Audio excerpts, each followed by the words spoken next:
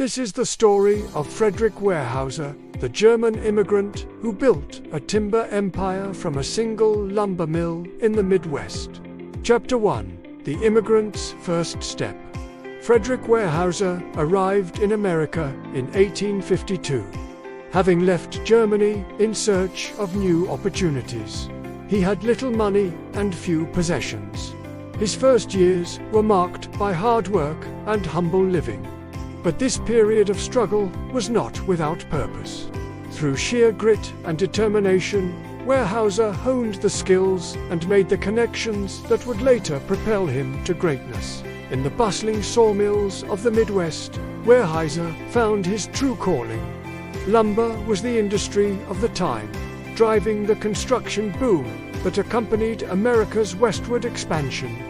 And the hard-working German immigrant quickly learned the intricacies of the trade. It didn't take long for his bosses to recognize his talent and diligence. And when a foreman position opened up at a new mill being built in the promising town of Rock Island, Illinois, they knew they had found their man. Chapter 2: From Employee to Owner. For 4 years, Weyerhaeuser thrived in his role as foreman at the Rock Island mill. During this time, he didn't just learn the lumber business, he immersed himself in it. He observed every process, understood the challenges, and most importantly, recognized the potential. By 1858, his efforts did not go unnoticed. His boss offered him a golden opportunity, a chance to become a partner in the mill. It was an offer that could change Weyerhaeuser's life forever. But instead of jumping at the chance, he carefully considered the risks and implications. Finally, convinced that this was the right step in his journey, he took the plunge and entered into a partnership agreement. Thus, Weyerhaeuser and Denkman was born, a small lumber mill that would eventually evolve into a timber empire. This single mill marked the beginning of Weyerhaeuser's rise to prominence. It was here that he started making moves that would soon make him famous. Chapter 3: The Strategic Power of Water. We all know how important water is to human civilization. Control the water and you can control the flow of the people and goods. That's why one of the first things Weyerhaeuser did when he took over the mill was to think about how he could use the nearby rivers to his advantage. His plan was straightforward. Given the bulky nature of the raw material, moving logs was expensive and time-consuming. Instead of relying on horse-drawn carts or wagons, which limited transportation to roads, he bought rafts and set up depots along the Mississippi River. With these changes, he could now send his lumber downstream, cutting distribution costs and reaching more markets. Chapter 4: The Timber King's Forward-Thinking Strategy. At the time, most lumber barons simply hired loggers to cut down trees and then sold the lumber to millers like Weyerhaeuser. This meant that Weyerhaeuser was at the mercy of these middlemen who often exploited their market power. But Weyerhaeuser wasn't going to accept this situation. He wanted more control over his raw materials. So he came up with a brilliant strategy. Instead of constantly searching for new lumber sources, he decided to buy the forests himself. This move proved to be a game changer. He ensured a steady supply of timber, eliminated dependence on suppliers, and positioned himself for long-term growth. Unlike his competitors, Weyerhaeuser didn't just focus on immediate profits. He built a solid foundation for a sustainable and resilient business. This decision to buy the source rather than just selling the end product is what truly marks Weyerhaeuser as a visionary in the lumber industry. Chapter 5: The Cooperative Empire. After seeing the potential of buying the source, Weyerhaeuser went a step further.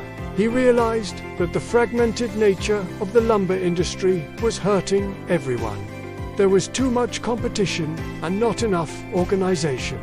So he took another bold step.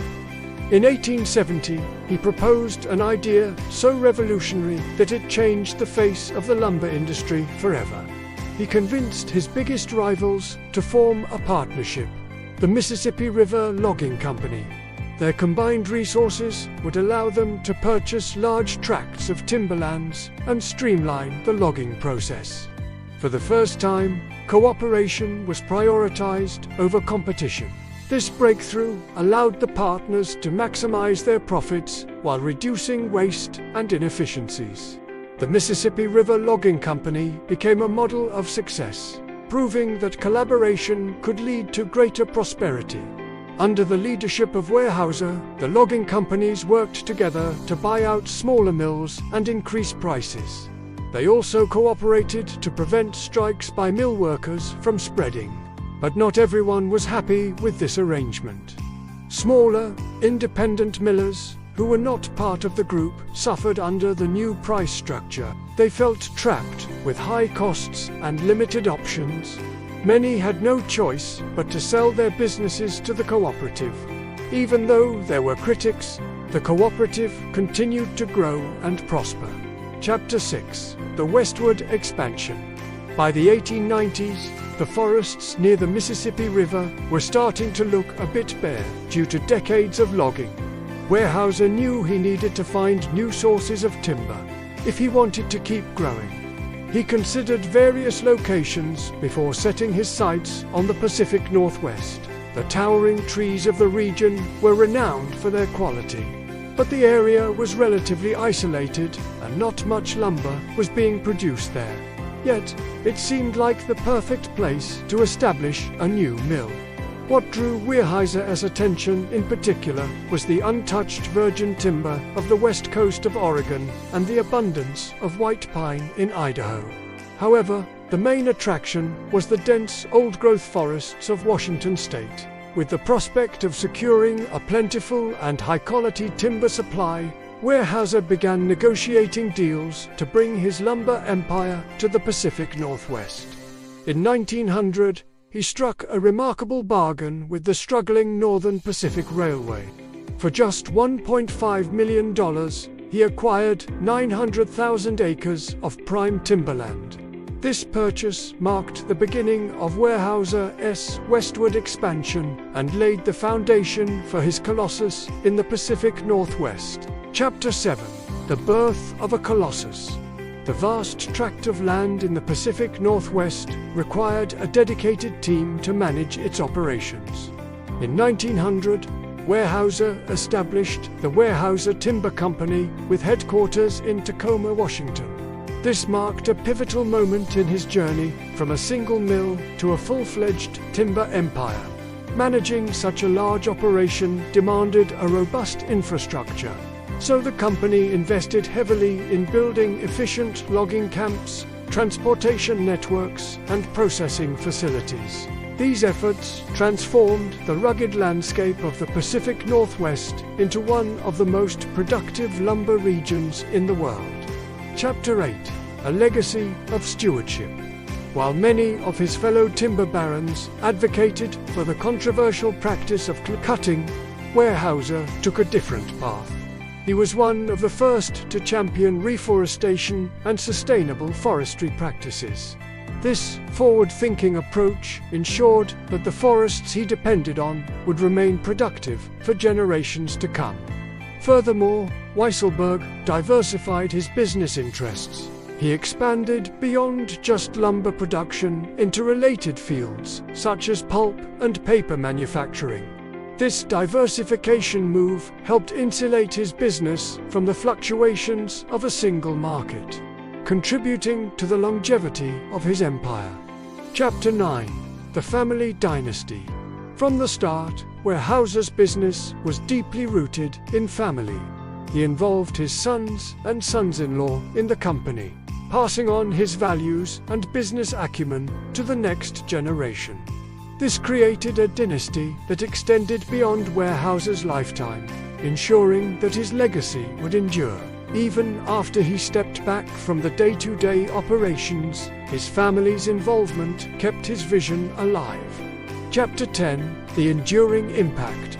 When Frederick Weyerhaeuser passed away in 1914, he left behind a lumber empire that stretched from the Great Lakes to the Pacific Northwest. But his impact went beyond just the timber industry. His principles of strategic land acquisition, cooperative business models, and long-term planning are still studied today. As the Weyerhaeuser Company continues to thrive as a global leader in forestry products, Frederick Weyerhaeuser's legacy lives on. His story is a testament to the power of vision, hard work, and the courage to innovate. Thank you for watching this episode. If you enjoyed the video, please consider subscribing to stay updated on our latest content.